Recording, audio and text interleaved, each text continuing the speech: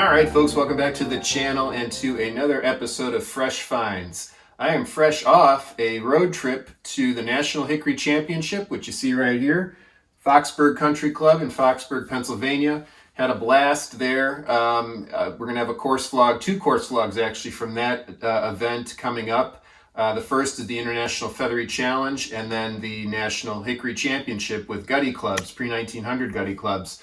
So I'm excited to bring you both of those. Then I went on to Wisconsin and caught up with some family and friends, played a fun 18-hole golf course in northern Illinois that I'm excited to show you, and also a 9-hole course in Niles, Illinois, that was the site of the first televised golf tournament.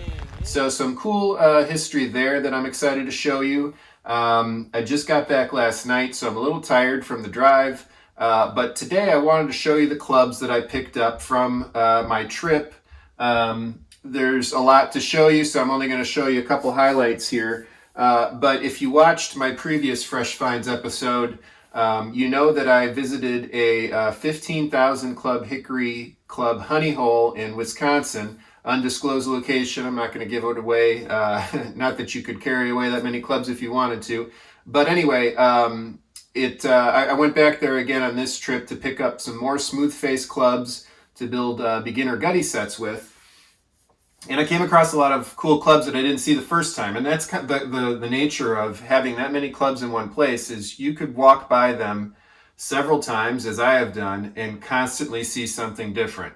And as Micah and I were discussing when we were looking through the clubs this latest time, you know, we're still only looking through maybe the first top half of the stack of clubs. There are all kinds of really good clubs that we can see, but we can't pull out yet.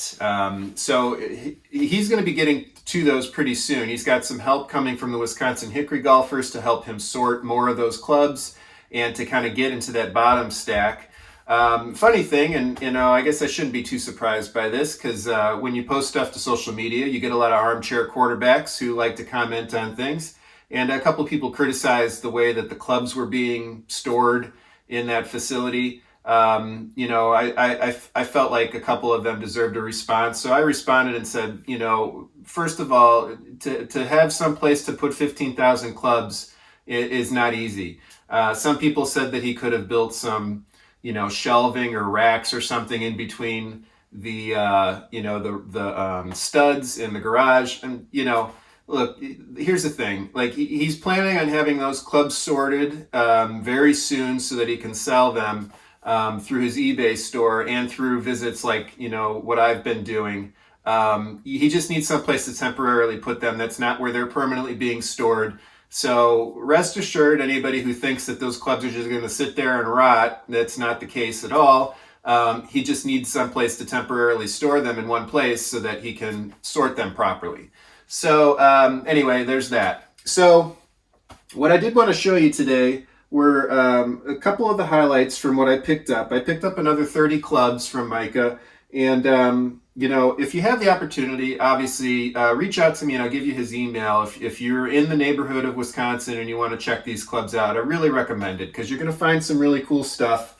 You know, again, another criticism of the stack when I posted pictures was that there can't possibly be anything of quality in there, which is a ridiculous statement because there's more than 14,000 clubs in there. And if, you know, depending on what you're looking for, you're going to find a lot of cool stuff. And what I've been looking for are beginner clubs, or, you know, I should say playable clubs to build beginner sets with, specifically with smooth face.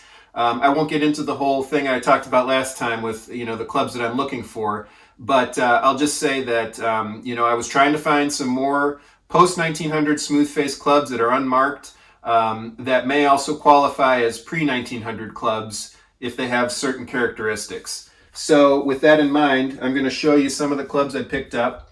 I'm just going to grab them here and, you know, no particular order.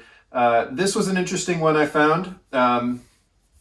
It was if you notice, or if you recognize the hand stamp, that's a George Nicoll cleek mark. And this club was made by Nicoll for the R. Anderson and Son Company in Edinburgh. R. Anderson was an interesting company that was active late 1800s into the early 1900s or mid 1900s, you know, maybe up to 19 teens, something like that. Yeah, I think that's about right. But their claim to fame was a lot of interesting patent clubs. Anderson, I believe it was brothers, Robert and Roderick, and they were mostly into fishing tackle, but also got into golf clubs, and they came up with some interesting golf clubs that they patented. This isn't one of those. This is basically more of a deep face mashie. But the interesting thing about it is the cleek mark from Nicoll. So whenever you pick up a club, especially like a turn of the century club, obviously you're looking for certain identifying features with marks and stuff. But when you're really trying to narrow down a date, it's important to see what kind of details the cleek mark has. So Nicoll clubs started using the hand, I think it's called the Hand of Friendship cleek mark in the late 1800s. When it wasn't patented, I don't think, until the 1920s by George Nicoll's relative who carried on the business, might have been his son. But when that patent was filed, they filed it back to 1898. So that gives us a bit of a clue as to when the marks, first started being used on clubs. But more specific than that is a detail at the bottom of the fingers, or the bottom of the hand. So post 1900 cleek mark, or post 1900 hand cleek marks have kind of a double cuff.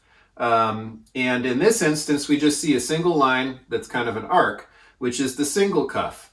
And this is where Pete Georgiady's books really come in handy. For a lot of reasons they're handy, but specifically having kind of the suite of books here, you use all of these really when you're trying to date a particular club. There's information to be had about the cleek marks, obviously, in the golf, the club cleek marks and trademarks book. You can cross-reference what you find there with information that you might find in either the British Compendium of Club Makers or North American Club Makers. And then you can kind of narrow down, obviously the value, but also a date range using this book, because sometimes Pete will mention certain dates. Or there will be a correlating detail that you can associate with a known date in one of these other books. And so, you really do need to use all three or all four sometimes.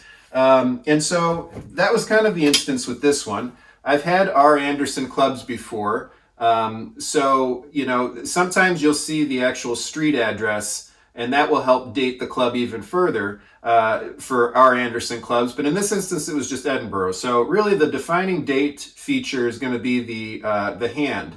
And, because of the single cuff, we're actually able to go to the Nicoll section and find this cleek mark. So I'm just going to do that right now. So we see first mark, 1890s, small hand, single cuff. The single cuff is really kind of the specific feature because all these other instances of the cleek mark have a different cuff than this single line that they're calling, that Pete's calling the single cuff right here. And, you could really nitpick and say, well, the fingers look a little different than they do in that picture, but there's that single cuff. So that's all to say that I'm dating this particular Nicoll club to about 1898 to 1900. I'm guessing it's probably closer to 1900 because that seems to be when Anderson was very active with their clubs. But that's to say that this club is legal for NHC, National Hickory Championship play in the pre-1900 Open division.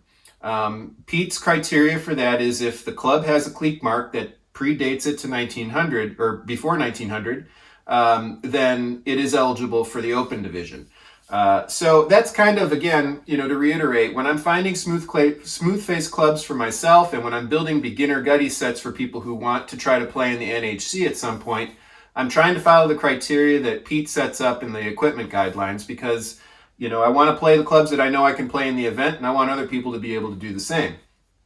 So I'm pretty sure that this club's going to qualify. 99% sure that it'll qualify for pre-1900 gutty play. So I was excited to find that one. Let's move on to some other clubs here. So this one is very interesting to me. This you can barely see it here, but it says W. Park, Musselborough. And this is a Willie Park probably lofter. It's kind of a unique shape for a lofter. Whoops. Not sure I have another example right next to me here, but it almost looks like, the head shape of a cleek, but it's got the loft of a lofter. So 37 degrees, F2. So it's a very heavy club. This is not the original shaft for it.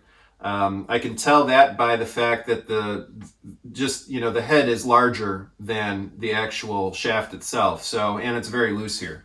And often, Willie Park clubs were stamped on the shaft as well, and this is not. So pretty sure that this is not the original shaft, but the head is very interesting to me because this is the other thing. When you're trying to date a club, specifically a gutty club to pre-1900, you have to look at certain characteristics. And the most common characteristic of a pre-1900 club is going to be how the head kind of meets with the hosel here. The older the club generally, the more of a crease you start to see in this area, which is kind of indicative of a blacksmith-made iron. And you'll notice here that there is a fairly significant crease where the head's meeting the hosel. And I would date this club to about 1894 because it seems to match the characteristics of the Peter Paxton Eastbourne general iron that I use, which I have definitively dated to 1894. So I should say circa 1894. I think it's early 1890s, early to mid 1890s, because a lot of the characteristics are similar between this one and my Paxton.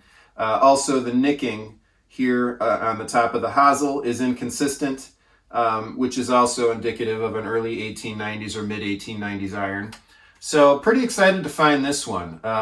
Like I said, 37 degrees and F2. The shaft that it's on right now is longer than it probably should have been, but probably not too much, because I'm noticing that a lot of these gutty-era clubs, like pre-1900 gutty clubs, had shafts longer than you would expect to see for the loft. That kind of, from what I'm seeing so far in my collecting, the newer the club, like as you got post-1900, the shaft started to shorten up a little bit. The weight started to decrease as a result. The head weight started to decrease. And I think that was all because of the ball.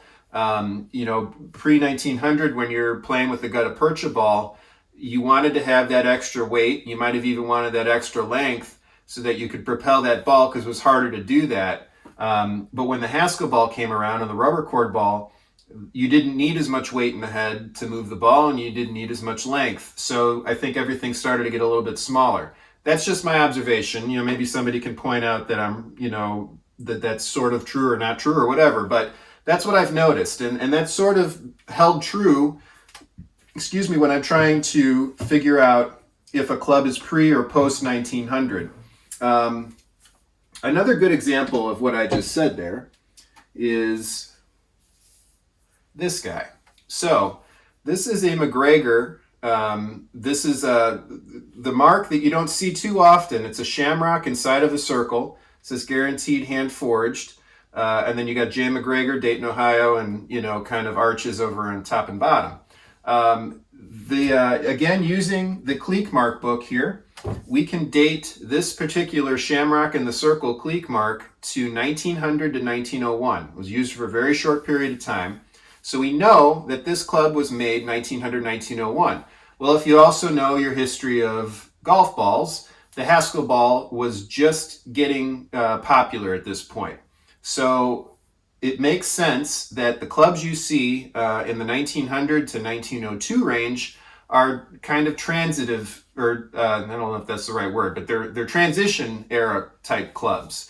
Whereas you would have heavier clubs pre-1900 to move the gutta percha ball, you started to have a little bit of different weight shift in these kind of intermediate clubs. BGI is another example of clubs that could be used with both balls, and obviously were used with both balls, but you can see that the companies are still, are trying to figure out what the right club or what the right weight is for the new ball. And they want to be able to, I don't know how quick it took for the rubber cord Haskell ball overtake the gutta percha, but there were probably still a fair amount of people still playing the gutta percha into the early 1900s, for various reasons. So the club makers, especially a club maker that was making clubs 1900, 1901, 1902, they were probably trying to make clubs that would work with both the gutta percha and the new Haskell ball. And so the interesting thing to me about this club, it's 21 degrees, but it's D9. And this is the original shaft.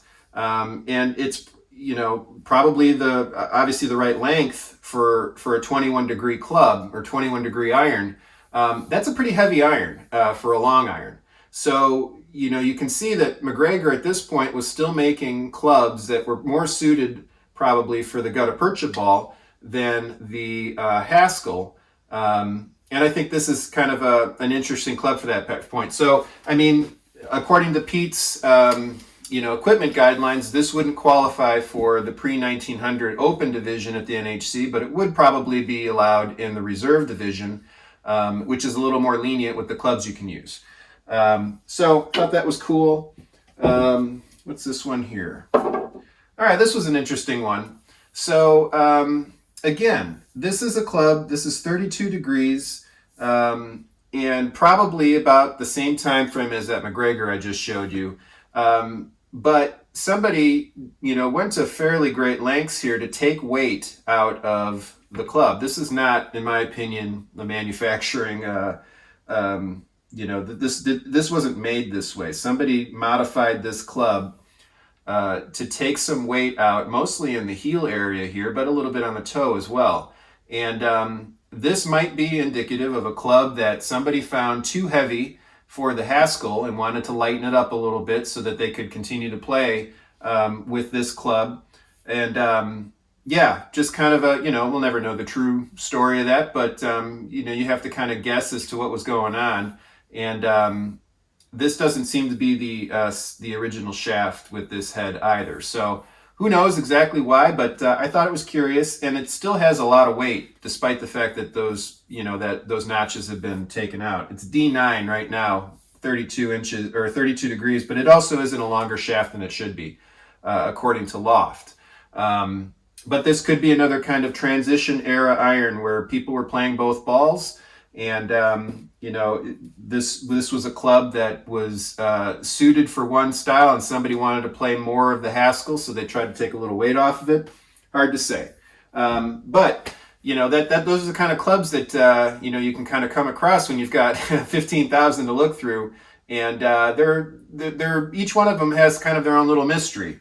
But you can help solve the mystery with Pete's books here, and he's not paying me at all to mention this.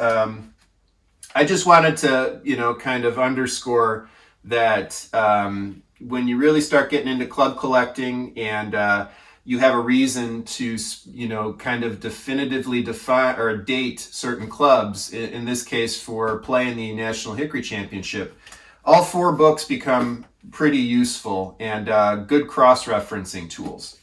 All right, so there's a lot more to show you from those 30 clubs and that I picked up, and I'll probably show you more of those in future Fresh Finds videos. But the other thing that I wanted to show you was the only club that I found in an antique store on this latest trip. And this is kind of an oddity. What I'm going to say about it is that it doesn't have any, characteristics or any defining marks on it that would lead me to believe it was made by a company. I'm pretty sure that this was a homemade putter. And more than that, I think this is a homemade croquet style putter. The stroke that, if you tried to put a normal stroke on a putt with this, the balance is just off, and it's an upright, straight, shaft straight into the head. There's no angle into this. There's no loft on this part. The hitting face. So I think your stroke would have been like this. I may actually go outside and do a video real quick where I can show you. But I think that this is probably a homemade putter, and I couldn't pass it up. It's $30. On the off chance that it was something that I wasn't aware of, I figured I should pick it up. But even if it's not, I think it's just really interesting when you come across, homemade ingenuity like this. I'm pretty sure this is lead back here. It's weighted really well and actually stands on its own, which is impressive. The only mark that's on it is a G at the butt end, which I'm assuming is the person who made it. But it's a pretty well defined G. That's to say, it looks like it could be a company that put that there, but I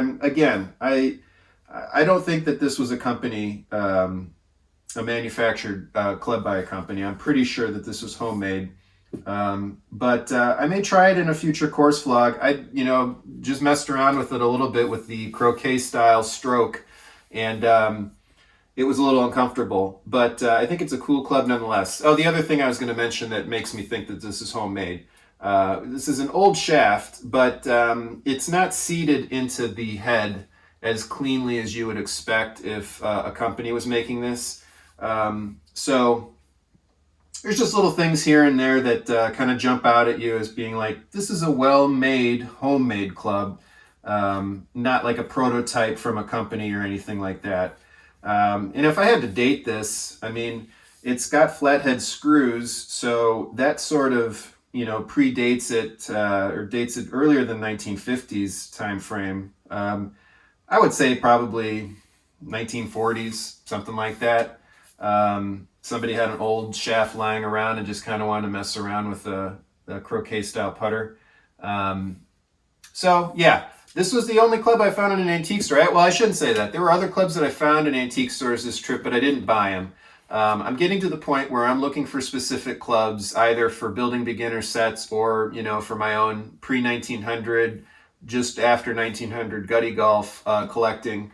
And there were a lot of clubs, kind of basic modern era hickory clubs that I came across that I just didn't need. So, that's to say, like, if I'm going through your area, it's not a given that I'm going to buy everything that I come across in the stores in your area. I'm looking for specific stuff these days.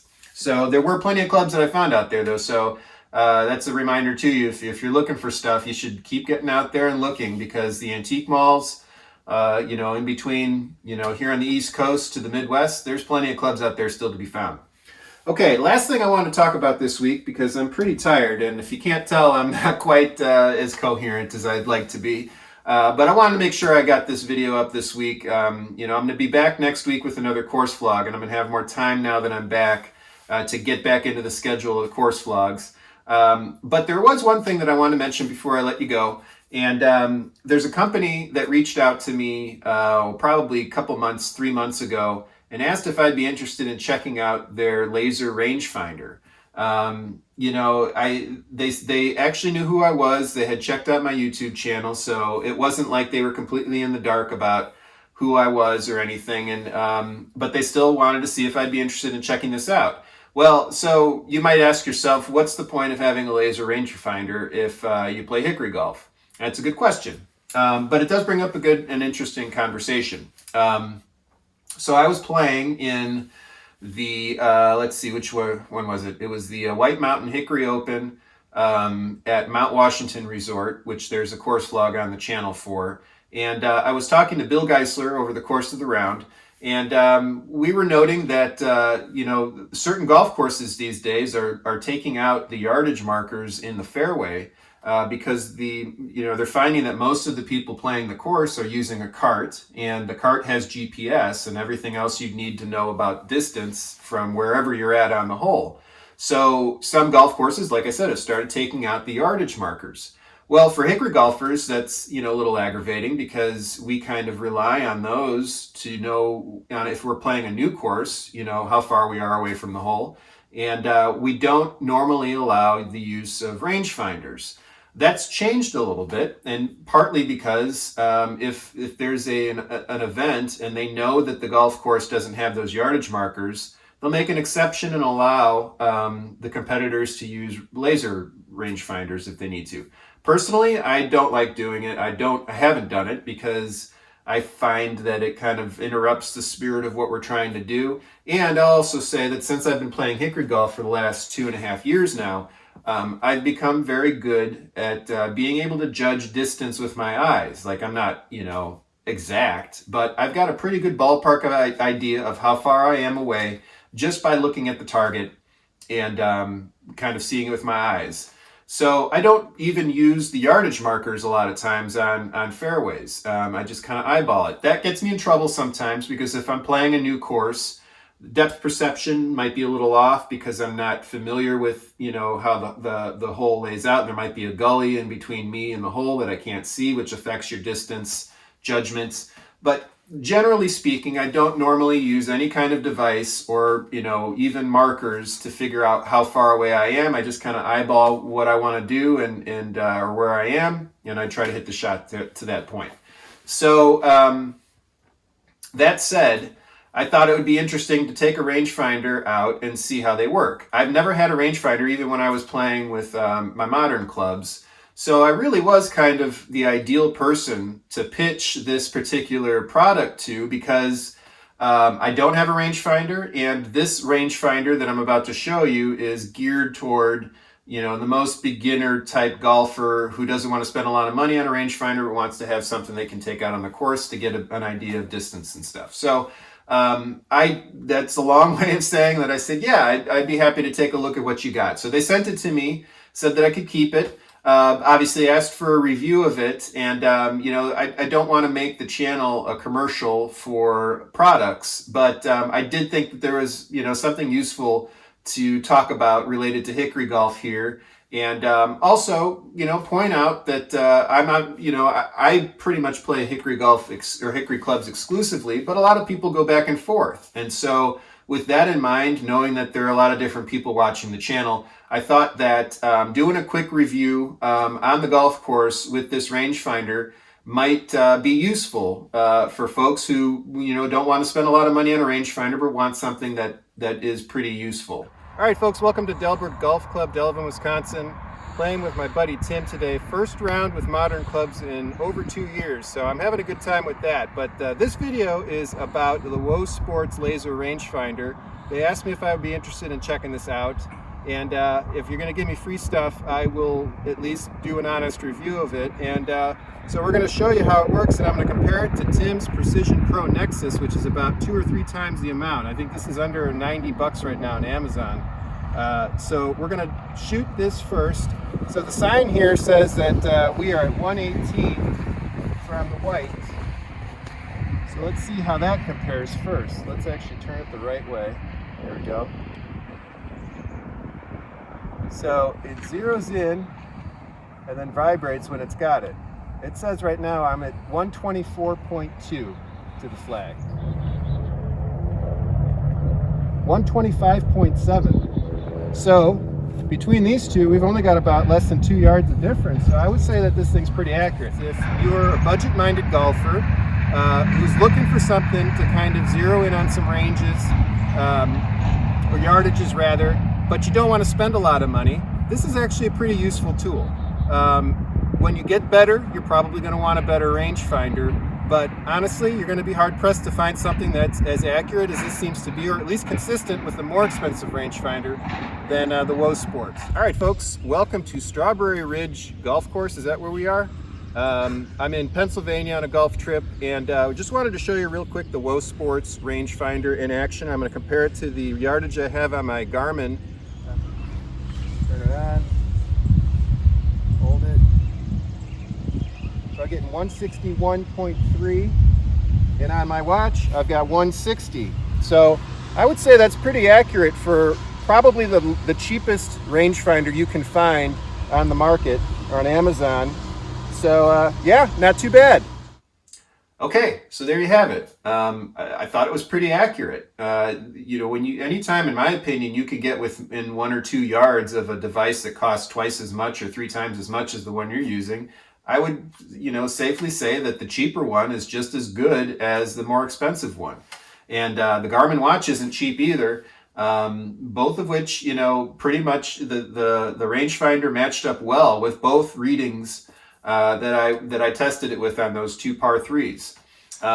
So again, that's the Wosports rangefinder. You'll find a link to that to the Amazon listing for it in the description below. All right, I'm going to stop rambling. I'm going to take a nap because I'm tired. But I appreciate you watching this, and I'll be back next week with another course vlog. And thanks again, folks. See you next time.